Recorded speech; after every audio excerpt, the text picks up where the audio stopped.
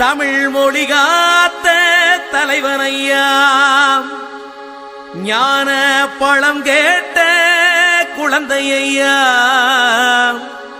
அப்பனுக்கு பாடம் சொல்லி ஆறுபடையாட்சி செய்யும் ஏசாமி முருகனையா. வெற்றிவேல் முருகனுக்கு.